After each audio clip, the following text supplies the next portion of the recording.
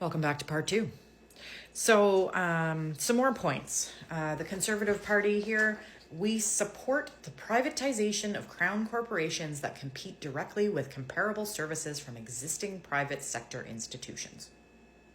It's basically meaning they want to privatize social services. So, healthcare, pension, employment insurance, all of the services that governments provide to people who have less than we do, they'd like to privatize that because it's a possibility. They support the creation of an independent chief scientist who would advise and report to the government on scientific matters. They support relaxing foreign ownership rules on Canadian industries in concert with our major trading partners in the telecommunications, broadcast distribution, and airline industries. We believe the government should conduct an immediate review to determine whether to reduce or completely remove these rules. So we have rules in place to make sure that foreign ownership does not dictate what takes place in our country. And he literally wants to relax rules on foreign investors coming into Canada. I wonder why that is. Has he got any friends that might be foreign investors? As well as this, energy independence is key. Securing right-of-ways and permits without successive environmental assessments will enable Canada to develop integrated national resource and utility infrastructure corridors across Canada. Resources will have access to international markets, and Canadians will have stable and secure access for their resource and utility needs across Canada. Without successive environmental assessments. So you just want to build and destroy and create without discussing any negative effects to the environment or any negative effects to the Indigenous peoples of this land. I'm not sure how I feel about that. Let's get into freshwater. In recognition of freshwater as a critical resource to the future of Canadians, we believe that there should be an investigation into the protection and security of our long-term freshwater resources as they pertain to exportation as a commodity. So we're going to start exporting our fresh water now? Is that what's going to happen? Side note, we also recommend or recognize the need for improving security and improved relations with the United States and recommends that the feasibility of a North American perimeter be studied. Why do we need to study the North American perimeter? Why do we just not studying Canada's perimeter? What does the rest of North America have to do with our country and our conservative policies? Let's delve into healthcare a little bit. Flexibility for the provinces and territories in the implementation of health services should include a balance of public and private delivery options, again, with the privatizing healthcare. Now, the Conservative Party supports conscience rights for doctors, nurses, and others to refuse to participate in or refer their patients for abortion, assisted suicide, or euthanasia.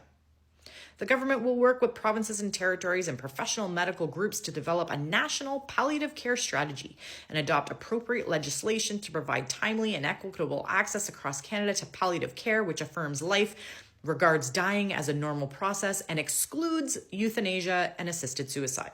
So for any of you that are aware of what MAID is in Canada, it's a program that has been designed to allow patients and their families to communicate with their doctors and specialists to determine that if they are in fact in case of a life-threatening disease, something that cannot be cured, that person's right to suffer, they have the right to make that decision so that they're no longer suffering. And MAID helps with that. And they are basically saying that euthanasia and assisted suicide are wrong and that these people should be made to suffer for no reason. Now, I understand that's going to be a moral issue that some people are going to be conflicted on. If you're conflicted on something like that, I think it should be left to the families and the doctors to decide. I don't believe it's something that the government should be making a decision on. If you don't want to do it because you don't agree with it, totally fine, but I don't think the government should be overstepping and telling people what they should and shouldn't do. Because in the next sentence, they say that they affirm Canadians have the freedom and right to refuse vaccines for moral, religious, medical, or other reasons.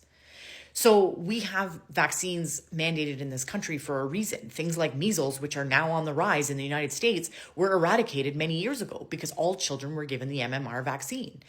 Now, you got to remember, in the United States, kids are given way more vaccines than they are in Canada. So I kind of understand where the people in the United States are coming from saying, hey, why are we vaccinating our kids with like this 175 different, vaccinations? In Canada, it's basically like diphtheria and tetanus, measles, mumps, rubella,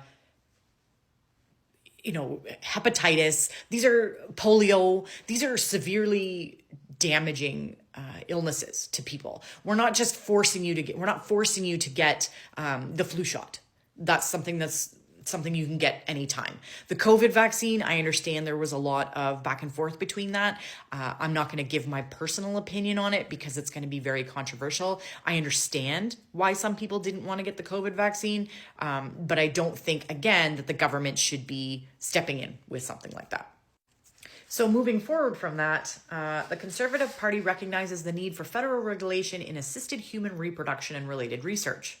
This field should be governed by principles that respect human individuality, integrity, dignity, and life. In recognition of the ethical and scientific concerns around research using human embryos, we support an initial 3-year prohibition on embryonic research and call on the federal government to encourage its granting agencies to focus on more promising adult stem cell research. In principle, the Conservative Party opposes euthanasia and assisted suicide.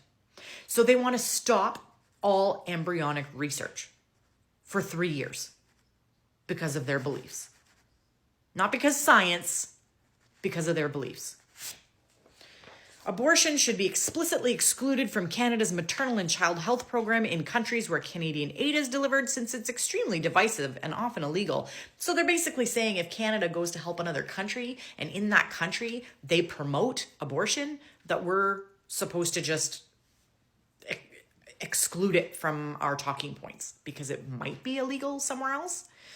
It also says a Conservative government will protect children by prohibiting life-altering medicinal or surgical interventions on minors under 18 to treat gender confusion or dysphoria, and encourage positive mental and physical health support for all Canadians suffering from gender dysphoria and related mental health challenges.